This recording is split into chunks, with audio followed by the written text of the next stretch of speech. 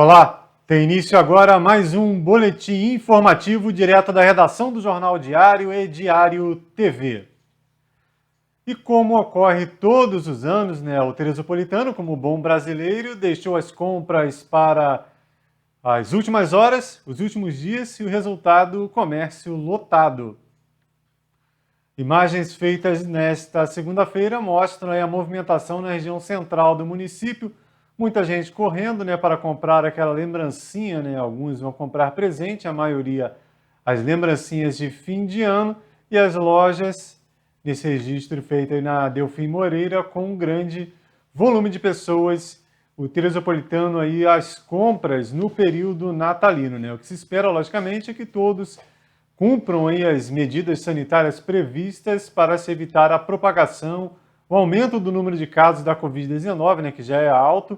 Então, se cada um fizer a sua parte, respeitar a loja, respeitar a capacidade prevista e o cliente utilizar máscara, álcool gel, todo mundo sai ganhando. Mas é preciso que cada um faça a sua parte, O Sim Comércio, inclusive, no fim de semana, divulgou um vídeo falando aí do comércio seguro, dessa importância dessas ações de segurança para as compras de fim de ano. Lembrando que o comércio não precisa aí todo mundo ir durante o dia, O comércio funcionando aí até o dia 24, com horário especial, Até às 10 da noite, isso até o dia 23, e no dia 24, geralmente funciona até às 18, 19 horas, para dar tempo, do comerciário também, ir para casa participar e até ajudar aí a finalizar a sua ceia de Natal. Falando nessa época do ano, ocorreu no fim de semana, foi realizado no fim de semana o Bike Noel, a 15ª edição desse importante projeto. Tá aí imagens cedidas pelo pessoal da organização, O Bike Noel é um projeto aí feito por ciclistas da cidade já há 15 anos. Eles geralmente treinam em diversas comunidades da cidade, diariamente, treinando, pedalando pelas comunidades aí, principalmente da zona rural do município, e muitas vezes comunidades carentes, e os ciclistas são sempre bem recebidos, e chega nessa época, no Natal, eles adotaram essa prática de retribuir, fizeram a arrecadação, colocaram pontos de doação de brinquedos novos e bicicletas. Olha só que legal, o flamenguista aí com sua bicicleta nova, comemorando aí o presente de fim de ano, talvez uma surpresa, não esperava, queria ganhar uma bicicleta no Natal. E a ideia do pessoal aí, dos organizadores, são alguns grupos de ciclistas da cidade que organizam, nessa doação de bicicletas e de repente incentivar essa criançada que vê o pessoal das bicicletas passando no fim de semana, treinando, pedalando forte, quem sabe incentiva com essas bicicletas doadas aí a se tornarem também ciclistas e quem sabe até se destacar aí mundialmente. Lembrando sempre que o ciclista número 1 do mundo no mountain bike é brasileiro e é de Petrópolis, vem aqui ao lado, Henrique Avancini. No fim de semana, a Guarda Civil Municipal realizou mais uma etapa do projeto Moto Legal. Essa ação, realizada em parceria com a Polícia Militar, tem como objetivo tirar de circulação motos em situação ilegal, seja documental ou diversos outros problemas, como essa aí. Não tem placa, nenhum tipo de identificação e cano aberto, o que é proibido pelo Código de Trânsito Brasileiro. Esse cano com esse barulho aí ensurdecedor e sequer a sinalização, ou seja, o que significa uma moto dessa sem placa, se ela atropela uma pessoa, se ela colide com um veículo, o responsável e o piloto fugir, fica muito difícil se identificar e promover as sanções previstas contra eles. Então, se é para ter placa, é para ter placa. Se não pode ter cano irregular, não pode ter cano irregular. O resultado foi esse aí.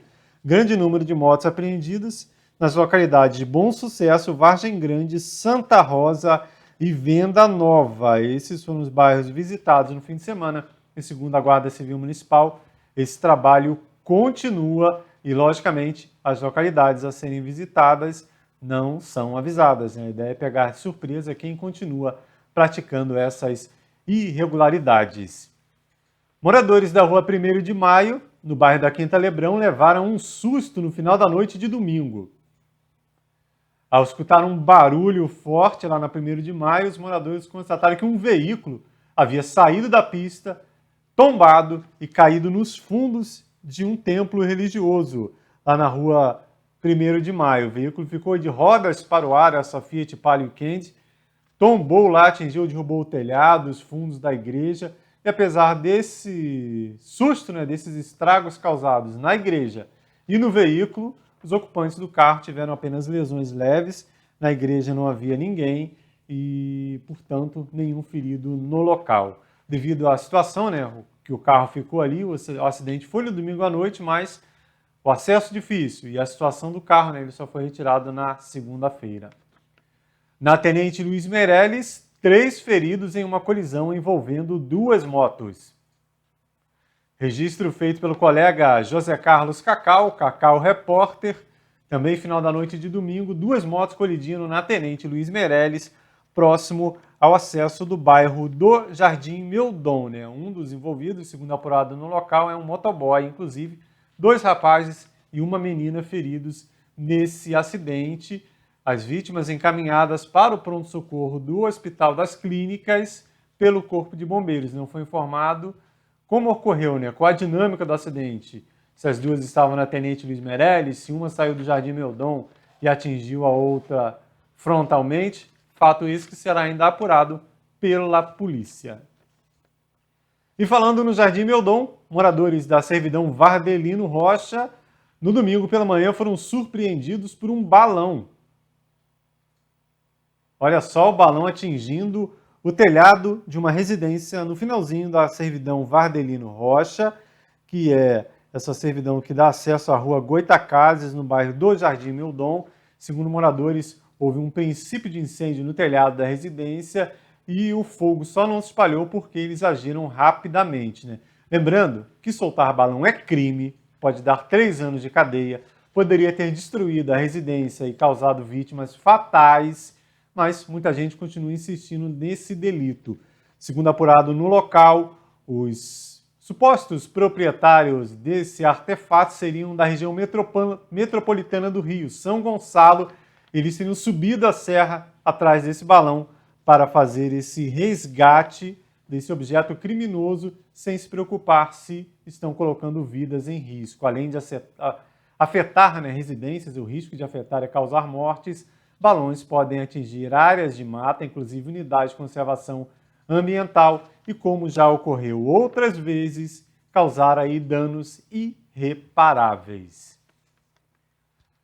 Diário policial, mais uma ocorrência de tráfico de drogas e novamente no bairro da Quinta Lebrão. Nessa ocorrência, a ação das guarnições Patamo, DPO São Pedro e Polícia Reservada, AP2, todas do 30º BPM, lá no bairro da Quinta Lebrão, apurando a informação de um jovem envolvido com o tráfico de drogas. Na residência dele, os policiais tiveram acesso graças à mãe, né, que permitiu que a PM acessasse o imóvel e encontrasse 75 papelotes de cocaína, 14 tiras de cannabis sativa, popularmente conhecida como maconha, e R$ 165 em dinheiro, valor esse que teria sido obtido com o ato ilícito. Esse rapaz foi levado para a 110ª Delegacia de Polícia, prestou depoimento no setor de plantão, ficou um período no xadrez local e depois foi transferido para a unidade prisional da Polinter, no Rio de Janeiro. Qualquer informação de atos ilícitos, seja relacionado a tráfico de drogas ou qualquer outro crime, podem ser denunciados, né, esses atos aos telefones da PM. São eles 190 e 2742-7755, os principais, esses aí que estão na tela. E também a PM tem um canal de WhatsApp, que é 998-177508. Em nenhum dos casos é necessário se identificar. Lembrando sempre que um delito que às vezes parece pequeno pode desencadear outros gravíssimos, inclusive terminando em assassinatos. Então faça sua parte, denuncie e colabore com o trabalho da polícia.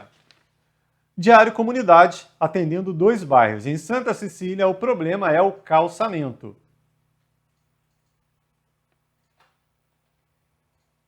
Tá aí, recebemos essa demanda lá da rua Padre Feijó, afundamento de pista, provavelmente problema no sistema de manilhas, em 2 pontos, pelo menos lá da rua Padre Feijó, onde o acesso de veículos já é difícil, né, uma via íngreme, e nessas condições fica ainda pior. O curioso nessa ocorrência, né, nessa reclamação encaminhada para a redação do jornal, é que o morador diz que espera que a prefeitura conserte os paralelos. Ele não quer aquele chicletão, aquele remendo de asfalto aí, porque ele sabe que choveu, vai sair tudo de novo, então ele espera que a prefeitura faça o conserto e coloque os paralelos ali arrumadinhos novamente, lá na rua Padre Feijó. Do bairro de Santa Cecília, vamos para o Vale do Paraíso. A reclamação é da Alameda Chaves Cotrim, no Vale do Paraíso. Segundo a moradora, muito mato nesse terreno aí que teria proprietário, mas há anos ele não faria nenhuma ação, e esse mato, segundo ela, invadindo a calçada, né, já é um acesso difícil, uma rua íngreme, invadindo o longo trecho da calçada, o morador não estaria fazendo a sua parte, realizando a manutenção da calçada, e nem a prefeitura, né? Segundo essa moradora, essa denunciante, o fato foi reclamado 2 vezes na ouvidoria do município, mas até o momento nenhuma atitude foi tomada pela gestão municipal. Diário Política. Temos falado aqui sobre essas incertezas, essas dúvidas, essas possíveis mudanças na Câmara Municipal depois de tantas denúncias envolvendo a cota de gênero, né? Aquele número de vagas para mulheres que deve ser seguido à risca obrigatoriamente por todos os partidos, sem exceção, né? Tivemos o caso do Gustavo Simas, lá do PSL, né, que acabou envolvendo o Gustavo Simas, ele não tem nada a ver com a história, sim, o partido, e que pode dar a vaga ao Sérgio Mauro do DC. O Gustavo Simas foi diplomado, conseguiu uma decisão liminar, mas segue a discussão que vai para Brasília por conta desse fato envolvendo o PSL. Mas, depois dessa denúncia, diversas outras estão em curso. Para saber sobre esse tema, para esclarecer você, eleitor teresopolitano, o jornalista Vanderlei Pérez. Bom, Vanderlei, mais novidade na área? Marcelo, em tempo de política não passa um dia sem novidade em Teresópolis. Depois de entrar com uma ação contra Patriotas e vendo que a vaga a ser aberta, a possível abertura de vaga, com a cassação da nominata do Patriotas, uma possibilidade, essa vaga poderia ser ocupada pelo DC, ou mesmo pelo PP, ou ainda pelo próprio Avante, porque, afinal de contas, quando se mexe no quociente partidário, partidos, isso vai abaixar a cláusula de barreira, e o Avante poderia fazer vereador. O PSOL entrou agora contra o PV. Na quinta-feira, 15 para 11, 22h45, faltando algumas horas para a cerimônia de diplomação dos eleitos, na sexta-feira, 9 horas da manhã, o pessoal entrou com uma ação na Justiça questionando as candidaturas do PV, praticamente todas as candidaturas femininas, que, segundo o partido, são candidaturas laranjas, forjadas para embasar as candidaturas masculinas, né? O pessoal acusa a mulherada do PV, toda ela de laranja e pronto. Ou seja, acha que eles deveriam, as mulheres que fizeram poucos votos no PV, deveriam ter se empenhado mais. E por isso toda a chapa deve cair. O pessoal, na verdade, ele não quer saber quem pintou a zebra. Ele quer o resto da tinta nessa confusão toda. Vanderlei. E além do Partido Verde, mais alguma reclamação, mais algum processo em curso? Bom, o PV teve uma candidatura que renunciou e uma candidata que fez 0 voto. E mais 3 candidatas que estão sendo questionadas pelo pessoal: a Marta Aldeia, que fez 8 votos, a Kelly Cortes, que fez 10, e a Patrícia Galo, que fez 11 votos. Como se fazer 10, 11 votos nessa eleição fosse coisa fácil, né? Uma eleição de 449 candidatos, uma eleição muito disputada. Mas nessa lógica de baixo desempenho das mulheres, segundo o PSOL, diversos outros partidos também estão em situação idêntica, né? O PSDB, Avante, PDT, Republicanos, Cidadania, Podemos, Solidariedade, Patriotas, o Democracia Cristã, o PSC, o Partido do Prefeito, e o próprio PSOL, que teve a candidata Dalva, que fez 8 votos, ou seja, abaixo de 2 dígitos, né? Isso é uma questão bem complicada para ser avaliada, Mas lembrando sempre que a baixa votação das candidaturas, ou mesmo um voto, ela é uma coisa natural dentro do processo da eleição. O que não se admite são as candidaturas forjadas, como parece ter sido a candidatura do PSL. Pelo menos o Ministério Público apontou nesse caminho de que foi uma candidatura fictícia, portanto laranja. A situação do Patriotas também é bastante delicada, porque, afinal de contas, era uma candidatura de casal, onde a mulher pediu voto para o marido. É uma coisa para se discutir, ou seja, ela não estava ali pedindo voto. Mas se a pessoa foi candidata, cumpriu todas as regras da campanha e da regra eleitoral, e chegou no final com 0 voto, ou 1 voto, ou 2 votos, isso aí é um resultado natural que certamente a justiça tem uma tendência a entender como que a candidatura cumpriu a sua obrigação de fazer a campanha, só não foi bem. Não é a justiça que vai definir se esse ou aquele candidato deve ser bem votado ou não, né? Vamos aguardar aí os próximos passos, principalmente o procedimento da própria justiça, que pode até entender que essa ação é descabida em função do avançado da hora. É isso? É isso, Vanderlei. Mais uma vez, a política de Teresópolis fazendo história. A gente acha que não pode acontecer aqui em Teresópolis. Mostra ao contrário, 7 prefeitos em 7 anos, agora liminares, discussões envolvendo cargos na Câmara Municipal, ou seja, tem muito pano para manga ainda na política local, né? Como o Vanderlei disse, de tédio a gente não passa aqui no município. Covid-19, um ex-vereador aqui do município recebeu alta, Serginho Pimentel, que também é servidor público. Tá aí vídeo divulgado nas redes sociais mostrando a liberação, né, após um período de internação, do ex-vereador Serginho Pimentel, também servidor público municipal, mais um que venceu a batalha contra a Covid-19. Ainda sobre a doença, na edição desta terça-feira, estamos preparando um levantamento, né, atualização dos dados, porque nesse última semana houve um grande aumento do número de casos aqui no município. Às vezes as pessoas deixam de acompanhar, logicamente todo mundo aí está, entre aspas, sem paciência, já há mais de 10 meses de pandemia, 11 meses já de pandemia. Porém, a doença continua, o vírus continua circulando e se não houver cuidado, a situação só piora, até porque continuamos com a taxa de ocupação de leitos no vermelho, leitos de UTI. Sabemos de pacientes que estão há semanas aguardando a transferência, inclusive na UPA, na unidade de pronto atendimento, e sem previsão. Então, nesta terça-feira, edição do Jornal Diário de Teresópolis, uma atualização, um panorama sobre essa nova grande alta da Covid-19 aqui no município.